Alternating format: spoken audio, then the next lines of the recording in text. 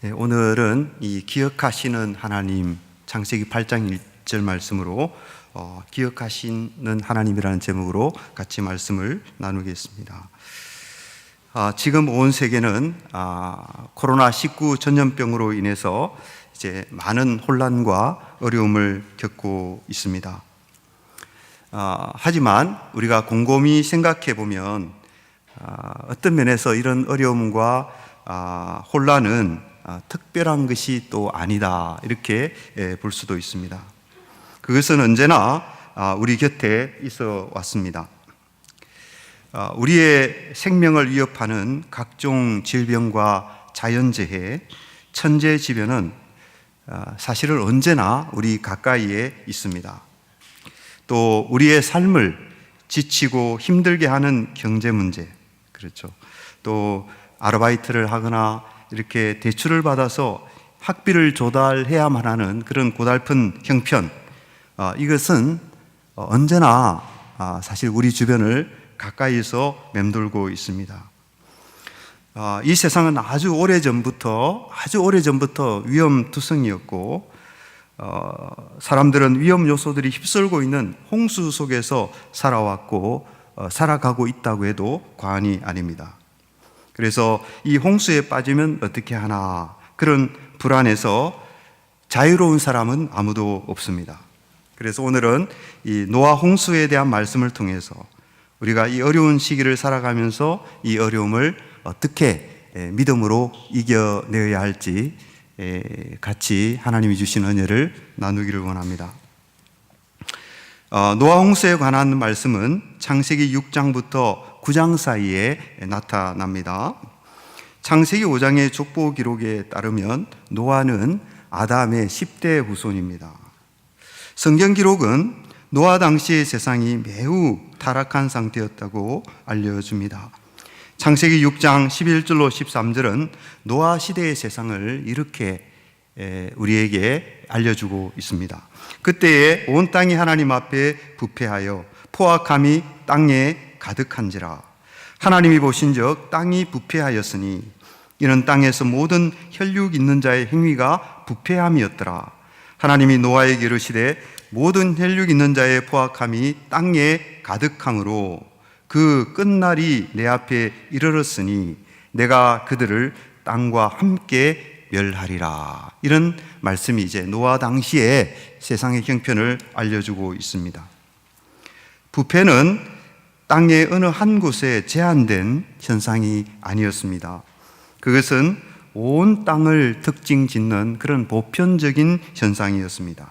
여기에 온 땅이라는 표현이 나오고 모든 혈육 있는 자와 같은 표현들이 나오는데, 이것이 부패가 온 세상에 만연해 있는 그런 보편적인 현상이라는 사실을 강조해 줍니다. 부패는 여기에 포악함이라고 되어 있는데요, 폭력이겠죠, 그죠? 그래서 부패는 폭력을 동반하였으며, 이것은 당시의 타락상이 얼마나 파괴적인 양상을 보였는지를 잘 드러냅니다. 부패는 정신적 차원에 머물지 않고 행위로 표출되었습니다. 그러니까 인간 내면을 가득 채운 부패는 포악한 행위를 통해서 밖으로 터져나와서 마침내 홍수처럼 온 세상을 뒤덮었습니다. 모든 육체의 부패는 모든 육체의 폭력으로 꽃을 피우고 열매를 맺었던 것입니다. 이것이 홍수를 촉발한 세상의 모습이었습니다. 여기서 우리가 하나님 앞에서 부패하여, 그리고 하나님이 보신즉 땅이 부패하였으니, 이런 표현에 주목할 필요가 있습니다. 이것은 세상이 어떻습니까? 세상이 하나님 앞에 있다, 그리고 하나님께서 그 세상을 보신다, 이런 중요한 사실을 가르치죠. 그렇죠? 그리고 그와 동시에 이 말씀은 창조기사의 한 부분, 창세기 1장 31절을 생각나게 만듭니다. 그게 보면 하나님이 지으신 그 모든 것을 보시니 보시기에 심히 좋았더라. 보시기에 심히 좋았더라. 그 말씀이 나오고 있습니다. 이 말씀에 비춰볼 때에 홍수 직전의 세상은 창조 직후의 모습과 정반대가 되었음을 알 수가 있습니다. 창조 직후에 그 좋았던 세상이 홍수 직전에는 모두 다 파괴되고 말았다라는 것이죠. 사실 여기에 이제 부패하다로 번역된 이 말은 이 샤핫이라는 동사의 수동형인데, 이 말은 파괴되다. 부패하다라는 이 말은 사실은 파괴되다, 이런 의미도 같습니다. 홍수 직전의 세상은 창조 시의 그 아름다움이 모두 다 파괴되어버린, 망가져버린 그런 상태였다는 것이죠. 파괴된 세상은 더 이상 존재할 의미를 갖지 못합니다. 자신이 창조한 보기에 좋았던 그 세상이 완전히 파괴되어져 버렸을 때에 하나님의 마음은 어땠을까요? 여러분들, 이것은 너무나도 쉽게 우리가 공감할 수 있죠, 그렇죠? 우리가 아끼는 작은 물건 하나가 파괴됐을 때, 그렇죠? 작은 물건 하나가 파괴됐을 때 정말 얼마나 그 마음이 속상하고 마음이 아픕니까, 그렇죠?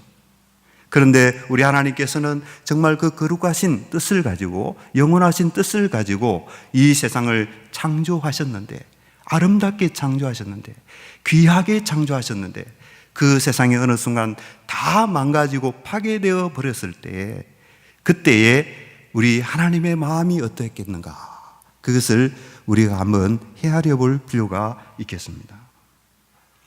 창세기 6장 5절로 6절은 그 하나님의 마음을 보여주는 창문과 같지요. 제가 읽어보겠습니다. 여호와께서 사람의 죄악이 세상에 가득함과 그의 마음으로 생각하는 모든 계획이 항상 악할 뿐임을 보시고 땅 위에 사람 지으셨음을 한탄하사 마음에 근심하시고. 여기에 정말 두 단어, 한탄하다, 근심하다, 이 두 단어가 나타나는데, 이것이 하나님의 마음이 어떠했을까, 하나님의 마음, 그 아픈 마음이 어땠을까를 우리에게 열어 보여주고 있는 그런 창문과 같은 것이죠. 하나님이 보실 때 사람이 마음으로 생각하는 모든 계획이 항상 악하였습니다. 인간은 원래 하나님의 형상대로 지어진 존재로서 하나님의 선하심과 하나님의 거룩하심을 반영하도록 되어 있었습니다. 하지만 그것은 먼 과거의 일이 되고 말았습니다. 인간은 이제 악을 생산하는 악의 도구가 되었습니다. 마음으로 생각하는 모든 계획에서 이 계획에 해당하는 이 예제라는 말은요, 무언가를 추구하는 성향이나 본능을 의미합니다. 그렇죠? 무언가를 추구하는 성향, 무언가를 추구하는 본능, 그것을 의미한다는 것이죠. 이것은 홍수 직전 인간의 상태가 어떠했는지를 단적으로 보여줍니다. 당시 인간의 문제는 교육이나 기타 다른 방법으로는 도무지 교정되거나 치유될 수 없는 마음의 근본적인 성향 또는 본능과 관련된 문제였던 것입니다.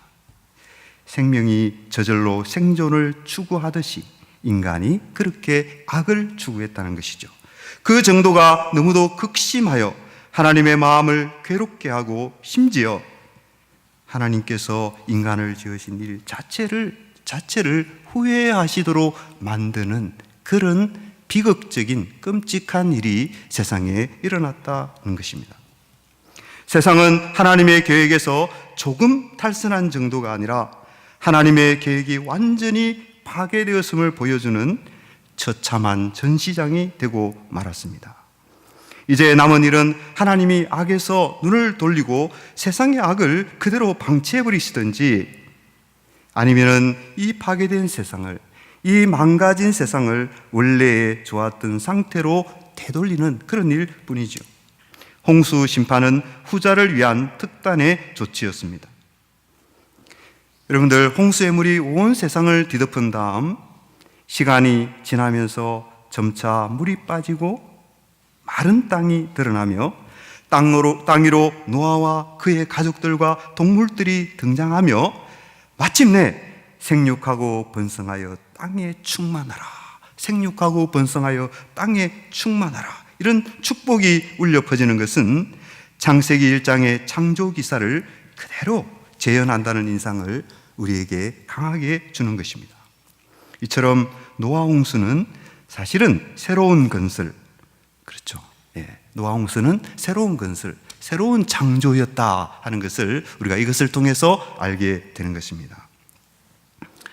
이 자리에서 경건을 드리는 사랑하는 하구 여러분, 우리에게도 홍수와 같은 삶을 송두리째 앗아갈 것 같은 그런 어려움과 환란이 닥칠 수가 있습니다. 아마 이 코로나19, 우리가 모두 다 고통당하고 있는 이 코로나19도 그런 일들 중에 하나이겠죠. 교회가 정상적인 예배를 드리지 못하게 된 것이 벌써 오래되었습니다. 그러니 교회 목회자들, 교회 성도들이 그 어려움이 얼마나 크겠습니까? 주일학교를 섬기는 우리 전도사님들도 아이들이 잘 안 모여서 참 고충이 클 것 같다, 이런 생각을 합니다. 하지만 이럴 때 우리가 생각해야 합니다. 하나님은 무작정 우리를 힘들게 하고 무작정 우리를 망하게 하실 목적으로 어려움을 허락하시지는 않는다. 그죠? 결코 하나님은 그렇게 하시지 않습니다. 우리는 때로는 이 일들이 힘들고 또 두렵고 피하고 싶은 일일지 모르지만은, 그러나 잊지 말아야 될 것이 있습니다. 목적은 100% 선한 데 있다는 사실, 그렇죠? 하나님이 이런 일을 허락하시지만 그 목적은 100%, 목적은 100% 선한 데 있다, 이런 사실을 우리가 잊지 말아야 하는 것입니다. 왜 그렇습니까, 여러분들? 하나님은 선하신 분이잖아요, 그렇죠? 하나님은 선하신 분이기 때문에 우리가 이런 어려움을 통과하고 있지만 이 어려움의 목적은 100% 선한 데 있다 하는 것이죠. 하나님은 그분의 선하신 성품에 따라서 우리에게 더욱 좋은 것을 주시고자, 그리고 교회를 새롭게 하고 저와 여러분들을 더욱더 온전하게, 하나님의 선하시고 거룩한 성품에 걸맞게 더욱 온전하게 하시도록 이 어려움을 주시는 줄로 저는 굳게 믿습니다.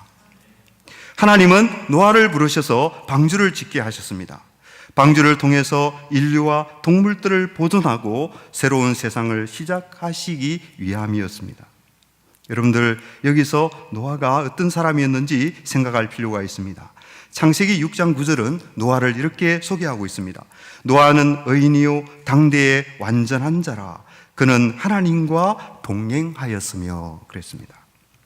이 말씀에서 노아가 왜 홍수 심판을 피할 수 있었는지 알 수 있습니다.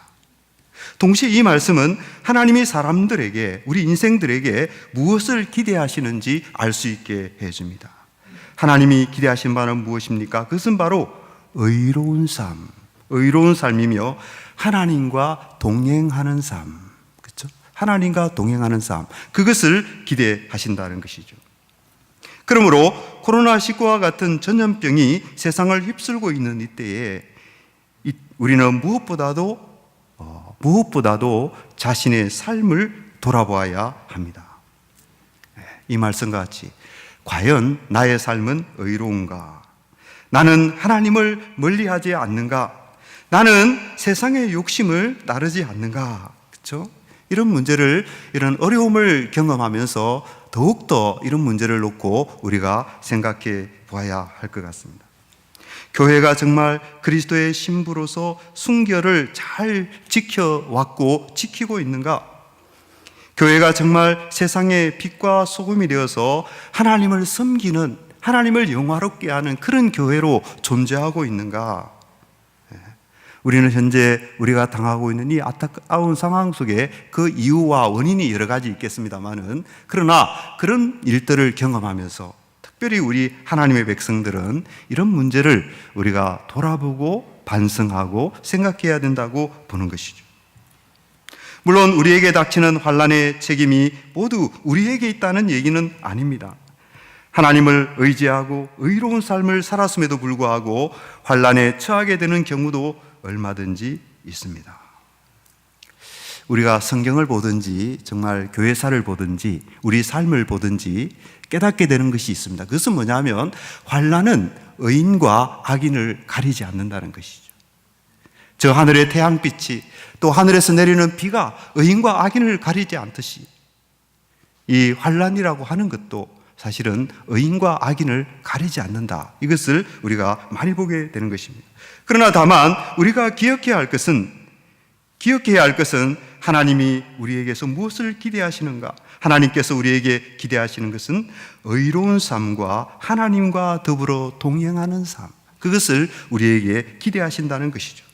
그러므로 저와 여러분들은 어떻게 해야 하겠습니까? 저와 여러분들은 어려운 일이 있을 때에 더욱 자신을 돌아보고 혹시 우리에게 불의한 일이 있다고 한다면 그 불의한 일에서 떠나서 거룩하시고 선하신 하나님을 어떻게 해야 되겠습니까?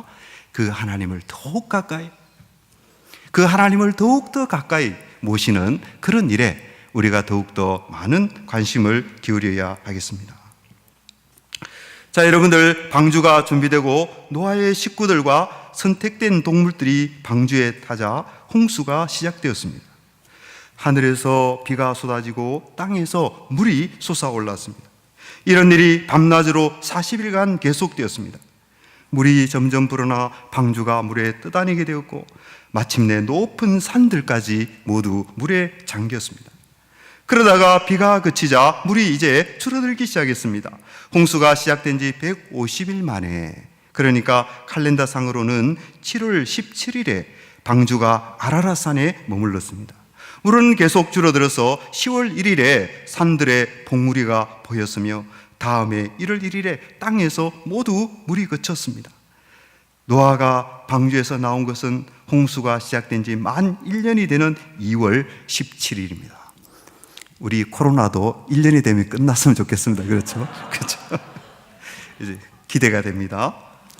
자, 그런데 이 1년 동안에 세상에는 엄청난 일이 있었습니다. 엄청난 일이 있었습니다. 사람들과 동물들이 다 죽고 이전 세상이 모두 다 사라졌습니다. 모든 것이 원점으로 되돌아갔습니다. 처음 세상이 물에서 나왔듯이 홍수에 큰 물이 그치고 새로운 세상이 나타났습니다. 태초에 무에서 세상을 창조하셨던 하나님은 이제 혼돈에서 다시 새로운 세상을 이끌어 내셨습니다. 여기서 여러분들, 우리가 홍수 기사의 구조를 생각할 필요가 있습니다. 홍수 기사는 창세기 8장 1절을 중심으로 앞뒤가 대칭을 이루는 그런 구조로 되어 있습니다. 창세기 8장 1절에는 하나님이 노아와 그와 함께 방주에 있는 모든 들짐승과 가축을 기억하셨다, 이런 기록이 나옵니다. 그런데 이 기록을 중심으로 홍수기사의 전반부와 후반부가 아주 대충을 이루는 그런 구조를 가지고 있어요. 그러므로 하나님의 기억하심이 홍수기사의 중심을 차지한다. 홍수기사의 중심을 차지한다. 이렇게 말할 수가 있습니다. 여러분들, 이것을 입증하는 한 가지 예를 제가 소개해 드리겠습니다. 홍수기사에는 홍수의 경과를 알리는 날 있죠. 데이죠. 날이 여러 차례 언급됩니다. 근데 여기에는 밤, 낮 이런 표현은 빠집니다, 여러분들. 주야, 이건 표현이 다르잖아요. 근데 순전히 이제 욤, 날만 돼 있는 이 표현을 제가 지금 말씀드리는 것입니다. 이제 홍수기사를 살펴보면 7일, 40일, 이 150일 이런 표현이 나타나거든요. 그런데 창세기 8장 1절을 기준으로 앞부분에 7일, 40일, 150일 이렇게 차례로 언급됩니다. 그리고 그 뒷부분에는 역순으로 150일, 40일, 7일, 7일이 차례로 언급되고 있어요. 그리고 바로 이 대칭의 중심에 뭐가 있습니까? 이 대칭의 중심에 하나님께서 노아를 기억하셨다, 이 기록이 나타나고 있다는 것입니다. 여러분들, 글의 구성이 매우 흥미롭지 않습니까? 물론 이것이 우연적인 것이다, 이렇게 우연적이지 않은가 이런 생각도 해볼 수가 있어요. 그러나 이것을 의도적인 것으로 보는 데는 충분한 이유가 있습니다. 자, 앞부분에서 노아가 배에 들어가기까지 기다린 시간이 얼마인가 하면요, 노아가 이제 배를 만들었지 않습니까? 만들고 배에 들어가기까지 기다리는 기간이 있는데 그 기간은 한 번에 7일 기간이에요. 한 번에 7일 기간인데 그럼에도 불구하고 7일이 2번 언급되고 있습니다. 그리고 뒷부분에서 노아가 7일을 간격으로 3차례 세를 통해 물이 감한 여부를 확인합니다. 3차례 그렇게 합니다. 그럼에도 불구하고 여기에서는 7일이 오직 2번만 언급이 됩니다. 왜 그럴까요? 왜 그럴까요? 예, 이것은 앞부분과 뒷부분 사이에 균형을 맞추려는, 그렇죠? 저자의 의도를 반영한다고 볼 수가 있습니다. 여러분들, 저자가 이렇게 구성한 이유가 무엇일까요? 저자는 왜 하나님이 노아를 기억하셨다, 하나님이 노아를 기억하셨다, 이 중요한 신학적 진술을 홍수 기사의 정중앙에 중심에 배치하고자 하셨을까요? 또한 저자는 왜 홍수의 물이 불어나는 과정과 홍수의 물이 줄어드는 과정을 이렇게 대칭이 되게 하는 방식으로 기록하였을까요? 여러분들, 그 이유는 바로 여기에 있습니다. 그것은 홍수의 혼돈 속에서조차도, 홍수의 혼돈 속에조차도 하나님은 노아를 기억하시며 홍수의 모든 과정을 하나님이 주관하신다는 사실을 분명히 하기 위해서, 그렇죠? 분명히 하시기 위해서 창세기 저자는 이런 구조를 이렇게 보여주고 있다고 할 수가 있습니다. 사랑하는 하우 여러분, 이 세상에 노아 홍수에 견줄 만한 재앙이 또 있겠습니까, 여러분들? 세상에는 하나님이 어디 계시는가 하고 부르짖게 만드는, 그렇죠, 그런 일이 적지 않습니다. 하지만 모두 노아 홍수에 비할 바는 아닙니다. 홍수가 내리고 홍수의 물이 점점 불어나 모든 것을 집어삼키고 마침내 높은 산들까지 거센 물의 소용돌이 속에 사라집니다. 말 그대로 혼돈 그 자체이죠. 하지만 이 혼돈 속에서도 하나님의 우주적인 섭리가 전체를 주관하고 있는 것입니다. 이 신적인 섭리의 힘에 통제되어서 그 홍수의 물은 조용하게 물러가고 맙니다. 그렇습니다, 여러분들. 홍수를 주관하시는 분은 하나님이십니다. 그렇죠? 홍수를 주관하시는 분은 하나님이십니다. 그리고 바로 이 섭리의 중심에 누가 있는 거죠? 그 섭리의 중심에 노아가 있는 것입니다. 그래서 성경 저자는 하나님께서 이 홍수를 주관하신다라는 사실을 강조해서 보여주기 위해서 그 홍수 기사의 정중앙에 무엇을 놓고 있다는 것이죠? 하나님이 기억하셨다, 하나님이 기억하셨다, 그 말씀을 언급하고 있다라는 것입니다. 여러분들, 이것이 저와 여러분들에게 가르치는 교훈은 무엇일까요? 우리는 코로나19라는 전염병이 홍수처럼 전 세계를 위협하는 상황 속에 처하여 있습니다. 그러나 앞에서 말씀드렸듯이 세상은 처음부터 그랬죠, 그렇죠? 처음부터 각종 사고, 질병, 기아, 가난, 쓰나미, 지진, 테러, 전쟁 등 헤아릴 수 없는 그런 위험의 홍수 속에 노출되어 있습니다.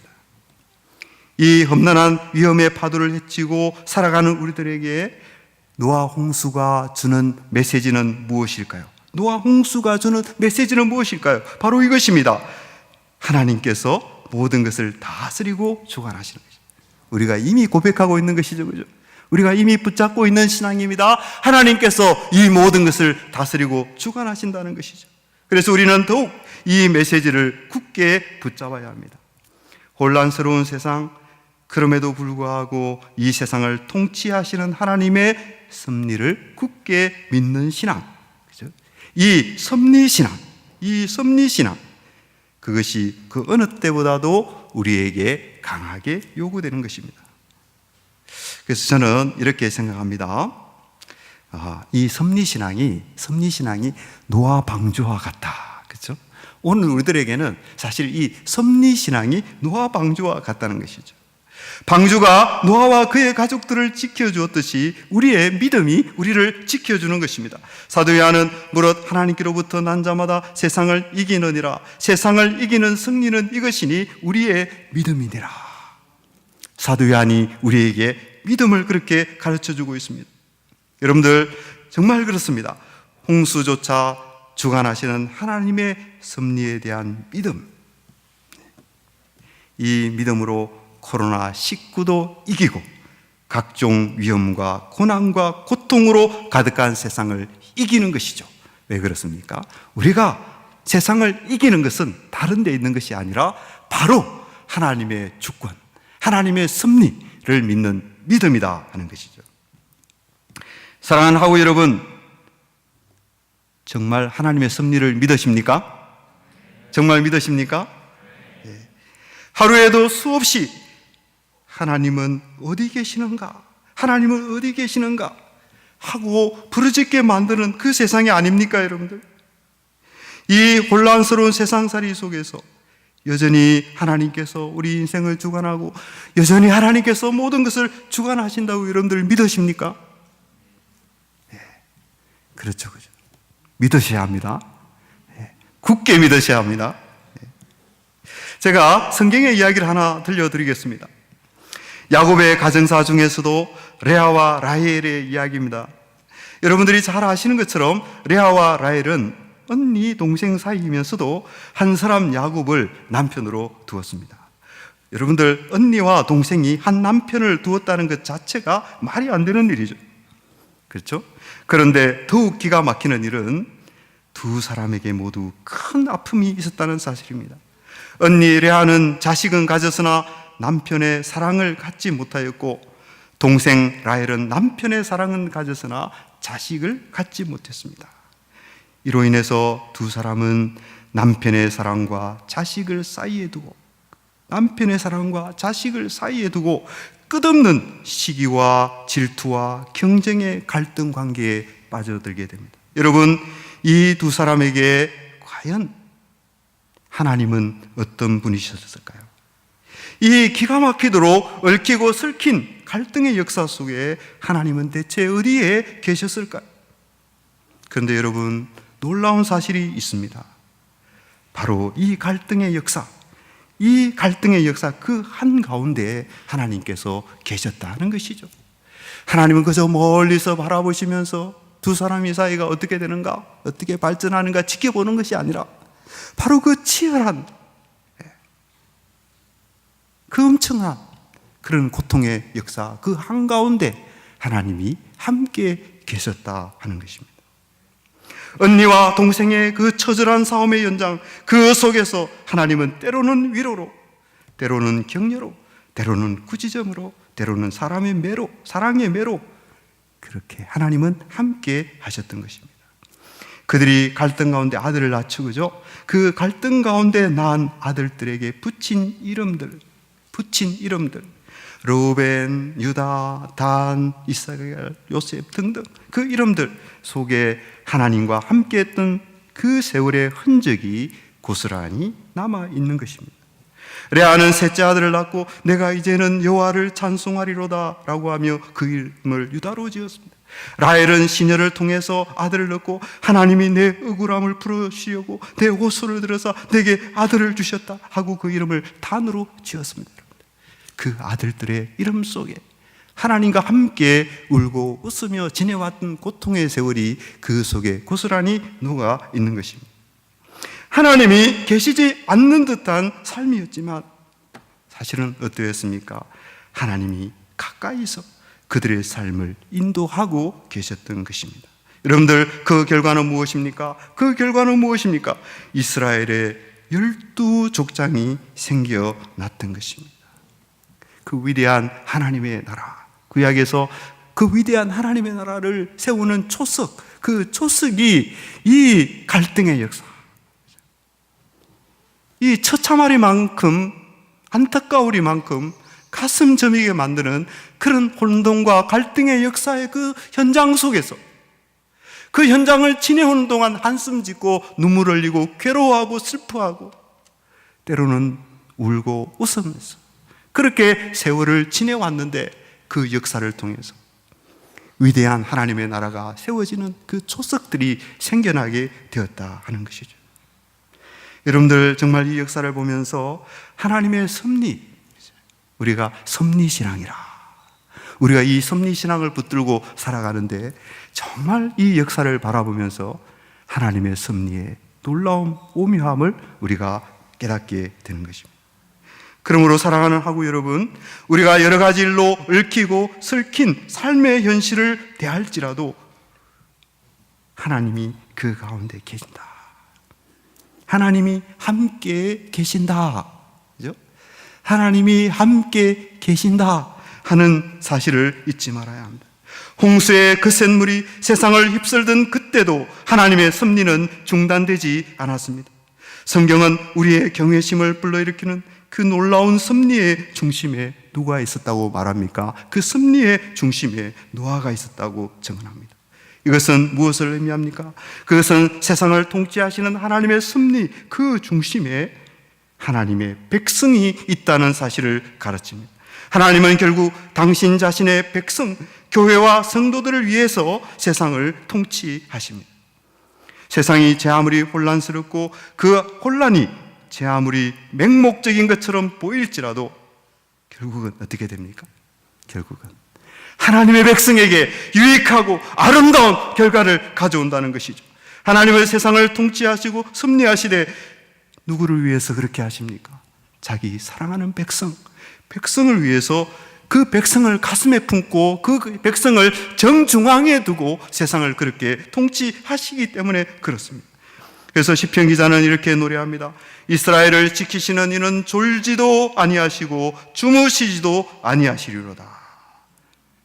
여러분들 믿으시나요? 네. 이 믿음으로 우리가 사는 것이죠. 사랑하는 하고 여러분, 많이 어려우시겠지만 이 믿음으로 우리가 코로나19를 이기고 저와 여러분들에게 닥치는 모든 환난과 어려움을 넉넉히 이기는 여러분들이 다 되시기를 주의 이름으로 축원합니다. 이제 마지막으로 하나님이 노아를 기억하셨다, 이것에 대해서 생각하고 말씀을 마치겠습니다. 구약에서 기억하다는 말은 우리가 일상적으로 쓰는 말과 의미가 다소 다릅니다. 우리는 대개 누군가를 잊지 않고 의식 속에 간직하는 것을 기억한다라고 말합니다. 그러나 하나님이 노아를 기억하신다고 할 때는 단순히 그런 의미가 아닙니다. 하나님이 노아를 기억하셨다는 말은 하나님께서 노아에게 관심을 기울이시고 하나님께서 노아를 사랑하시면서 하나님께서 노아에게 관심을 기울이시고 그를 구원하시기 위해서 개입하신다 하는 것을 의미합니다. 하나님께서 출애굽에서 종살이하는 이스라엘 자손을 기억하셨을 때 그들을 구원하는 일이 시작되었습니다. 하나님이 불임으로 고통당하는 한나를 기억하셨을 때 한나가 사무엘을 잉태하였습니다. 노아의 경우도 마찬가지입니다. 하나님은 노아를 기억하시고 그를 구원하시는 일을 시작하셨다 하는 것이죠. 여러분들, 하나님이 노아에게 그렇게 하신 이유가 무엇일까요? 왜 하나님은 특별히 노아를 이렇게 기억하셨을까요? 그것은 다름이 아니라 하나님께서 노아에게 주셨던 그 약속 때문입니다. 그 약속 때문에. 홍수가 시작되기 전에 하나님은 노아와 그의 가족들과 동물들을 구원해 주시겠다, 보호해 주시겠다. 놀라운 일이죠, 여러분들, 그죠? 노아와 그의 가족들과 동물들을 구원해 주시겠다고 하나님께서 약속하셨던 것입니다. 하나님은 이 약속의 말씀에 따라 홍수의 물에서 노아를 지키시고 마침내 홍수의 물이 다 물러가도록 하셨습니다. 그러므로 하나님이 노아를 기억하셨다 이 말은 무엇입니까? 하나님께서 노아에게 하신 약속을 기억하셨다. 하나님께서 노아에게 주신 그 약속을 기억하셨다. 이렇게 또 우리가 이해할 수 있는 것입니다. 여러분들, 그래서 우리 하나님 좋으신 하나님이죠, 그죠? 신실하신 하나님. 당신이 주신 약속을 반드시 지키시고 기억하시고 이루시는 그 신실하신 하나님. 그 하나님이 바로 저와 여러분들이 믿는 우리 좋으신 하나님이시죠. 결국 하나님은 노아에게 주신 약속에 따라서 노아를 구원하셨습니다. 하나님은 아무나 기억하시고 아무나 구원하시지는 않는 것이죠. 하나님은 어떤 자들을 구원하십니까? 하나님은 약속을 주신 자들을 기억하시고 그들을 구원하십니다. 여러분들, 우리에게 약속이 있나요? 여러분들의 약속이 있습니까? 정말 있습니까? 그럼 그 약속은 도대체 어떤 약속입니까? 어떤 약속입니까? 수도 없이 많은 약속이죠, 그죠? 예. 손으로 꼽을 수 없을 정도로 수도 없이 많은 약속들이 우리에게 있어요. 그런데 그 약속 가운데 가장 보배와 같은 약속이 있나요? 그 약속이 무슨 약속입니까? 많은 약속들이 있지만 저는 이 약속이 중요하다고 생각합니다. 누구든지 예수님을 구주로 믿으면 예수님이 흘리신 피로서 죄의 사함을 받고 구원을 받는다는 이 놀라운 약속이죠. 누구든지 예수를 믿으면 예수님의 피로서 죄의 사함을 받고 구원을 받는다라고 하는 이 약속인 것입니다. 예수님은 십자가에서 흘리신 자신의 피에 대하여서 마태복음 26장 28절에 이렇게 말씀하셨습니다. 이것은 죄의 사함을 얻게 하려고 많은 사람을 위하여 흘리는 바 나의 피 곧 언약의 피니라. 많은 사람을 위하여서 흘리는 바 나의 피 곧 언약의 피니라. 언약의 피니라. 여러분들, 죄의 사함을 얻지 못하면 어떻게 될까요? 생각해 보셨나요? 우리는 죄의 사함을 받았기 때문에 너무 이렇게 먼 이야기입니까? 여러분들, 죄의 사함을 받지 못하면 어떻게 될까요? 결국 죄의 홍수에 침몰하여서 망하고 말 것입니다. 그러나 예수를 믿으면 어떻게 됩니까? 예수를 믿으면 죄의 사함을 얻어서 구원을 받는다는 것이죠. 이에 대하여서 사도 요한은 이렇게 증언합니다. 요한복음 3장 16절에 하나님이 세상을 이처럼 사랑하사 독생자를 주셨으니 이는 그를 믿는 자마다 멸망하지 않고 영생을 얻게 하려 하심이라. 영생을 얻게 하려 함이라. 예수 믿으면 망하지 않는다는 것이죠.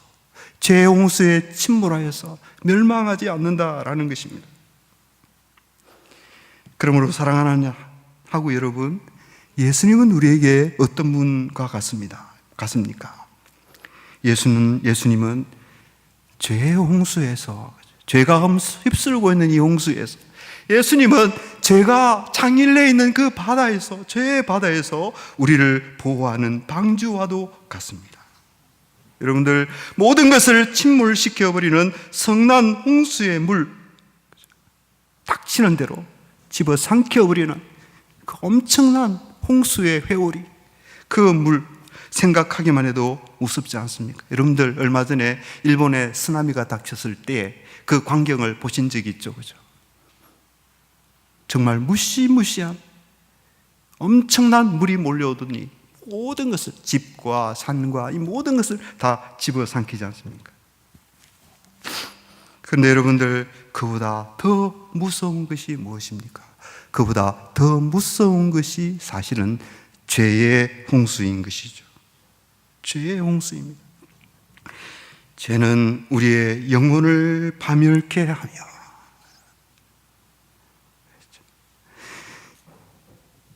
이 세상의 물은 우리의 육신을 파멸케 하지만 죄는 우리의 영혼을 파멸케 하는 것입니다. 죄는 우리의 영혼을 파멸케 하며 영원한 어둠의 10년 속에 이 죄가 우리를 침몰시킬 것입니다. 그러므로 사랑하는 하고 여러분, 어떻게 해야 하겠습니까? 우리에게 너무 감사한 약속이 있죠, 그죠? 우리에게 너무 귀한 약속이 있습니다. 그 약속이 무엇입니까? 예수를 구주로 믿으면, 누구든지 예수를 구주로 믿으면 죄의 홍수에 침몰당하지 아니하고 죄의 홍수에 파괴당하지 아니하고 그 죄의 홍수 가운데서 노아가 방주에서 구원을 받았듯이 그 죄의 홍수 속에서도 우리가 보호하심을 받고 건지심을 받고 구원을 받는다라고 하는 이 놀라운 약속, 그 약속을 하나님께서 우리에게 주셨던 것입니다. 그러므로 사랑하는 성도 여러분, 하고 여러분, 어떻게 해야 되겠습니까? 간단하죠, 그죠? 예수님을 구주로 믿는 것이죠. 예수님을 구주로 믿는 것이죠. 그래서 예수 믿는 믿음을 굳게 지켜야 합니다. 그 무엇보다도 예수 믿는 믿음을 굳게 지키고 우리가 할 수 있는 한 이 예수 믿는 믿음을 전파하는, 세상 사람들이 예수 믿고 구원받아서 이 죄의 바다 속에, 이 죄의 파도 속에 침몰당하지 않도록 이 세상 사람들을 예수님의 방주 속에 불러 모으는 그런 하나님의 사람의 역할, 우리가 하도록 부르심을 받았는데 늘 하나님께 죄송하죠, 그렇죠? 이 일을 잘해야 되는데 게으르고 부족하고 허물 많고 이 일을 잘못해서 너무나도 가슴이 아플 때가 많습니다, 그렇죠? 그러나 우리가 다시 마음을 가다듬고 경성하여서, 지금 사실 코로나보다 더 무서운 것이 저는 죄의 파도라고 봅니다. 죄의 홍수입니다, 여러분. 코로나가 세상을 휩쓸고 있지만 사실 더 무서운 것이 이 세상을 집어삼킬 듯이 이렇게 몰려오는 죄의 홍수인 것입니다. 무서운 죄의 홍수입니다. 이 모든 세상이 이 죄에 빠져 있습니다. 빠져가고 있습니다. 우리는 이 세상 가운데서 우리가 받은 약속의 말씀, 누구든지 예수를 믿으면 구원함을 얻고 영생을 얻는다라고 하는 이 약속의 말씀을 우리가 붙들고 우리가 그 믿음 위에 굳게 서서 하나님이 우리에게 이 사명을 주셨으니, 예수 믿는 복음을 전하는 이 사명을 주셨으니 그 사명을 저와 여러분들이 잘 감당하는 은혜가 있기를 주의 이름으로 축원드립니다. 기도하겠습니다.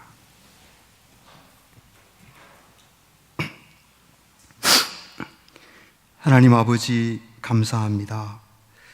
오늘 주의 말씀을 통하여서 하나님께서 이 혼란스러운 세상의 복잡한 역사 가운데서 주님께서 세상을 여전히 다스리시고 섭리하시며 주관하신다는 그 하나님의 섭리를 바라봅니다.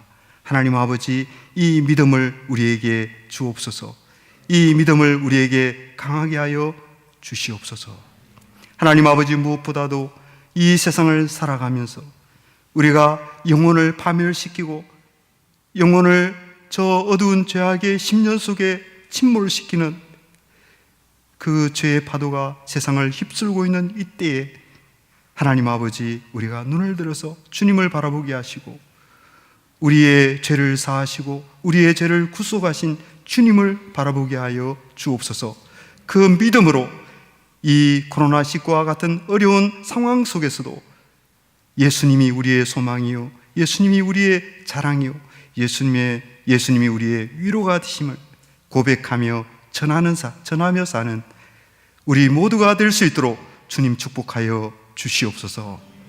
감사드리오며 예수님 이름으로 기도 올리옵나이다. 아멘.